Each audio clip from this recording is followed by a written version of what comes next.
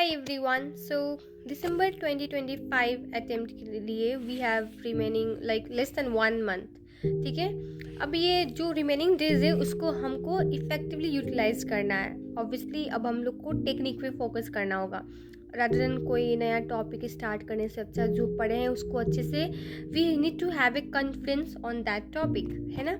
सो अब ये last period में don't forget to use this resources of ACCA, जैसे कि हमारा technical article for revising your concept and ACCA practice platform में जो भी क्वेश्चन है उसको भी प्रैक्टिस करें. इससे आपको दो फायदे हो सकते हैं. फर्स्ट थिंग्स कि आप उस प्लेटफॉर्म में फैमिलियर होंगे, कौन सा फंक्शन कैसे काम कर रहा है, प्रैक्टिस स्पीड भी आपका इम्प्रूव होगा, ड्राफ्टिंग स्किल्स जो भी है उस सिस्टम से आप फैमिलियर होंगे. बिकॉज एग्जाम का भी सॉफ्टवेयर सम लाइक वैसे ही होता है ना, वैसे तो रहता है.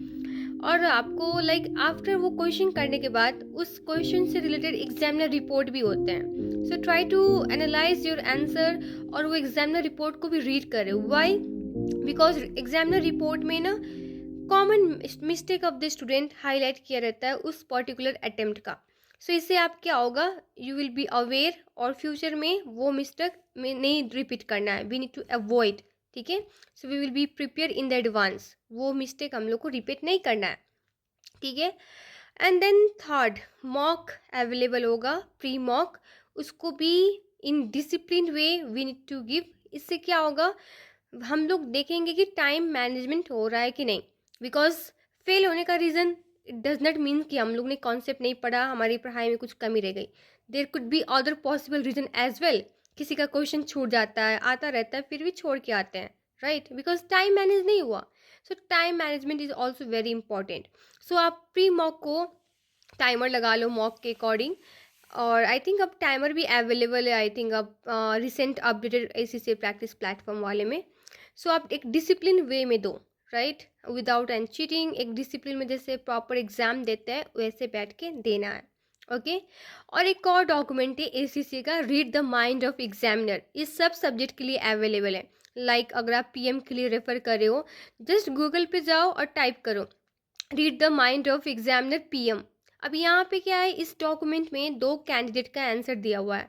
आई थिंक स्पेसिमेन क्वेश्चन जो है उसका इसमें सॉल्यूशन रहता है. और वो 2 कैंडिडेट ने, एक गुड वन एक bad student, I mean poor one. ठीक है, वो उन्होंने कैसे कैसे कहाँ कहाँ पे स्कोर किया. सिमिलरली पुअर स्टूडेंट ने कहाँ कहाँ पे मार्क्स लूज किए, उसकी डेफिनेशन में क्या प्रॉब्लम थी, उसके आंसर ड्राफ्टिंग में कहाँ प्रॉब्लम थी, वो सब हाईलाइट किया रहता है. इतना ही नहीं, उस आंसर को इम्प्रूव करके और एडिशनल मार्क कैसे गेन कर सकते थे ये दोनों, वो भी एक्सप्लेन किया हुआ है. सो ये भी बहुत अच्छा है. स्पेशली अगर आप प्रोफेशनल लेवल में हो, वहाँ पे आपको पता होगा हमारा 20 मार्क्स प्रोफेशनल मार्क्स होते हैं, राइट. सो वो मार्क्स भी हम लोग ईजिली पिक कर सकते हैं. ये डॉक्यूमेंट एक बार पढ़ें, पहले क्वेश्चन करो, देन इवैल्यूएट योरसेल्फ. ठीक है, यहाँ पे देख सकते हैं कि हम लोग प्रोफेशनल मार्क कैसे गेन किया इस स्टूडेंट ने. तो ये प्रोफेशनल मार्क्स के लिए भी बहुत बहुत बहुत यूजफुल है. And the last, don't forget to subscribe my channel and share it among your friend.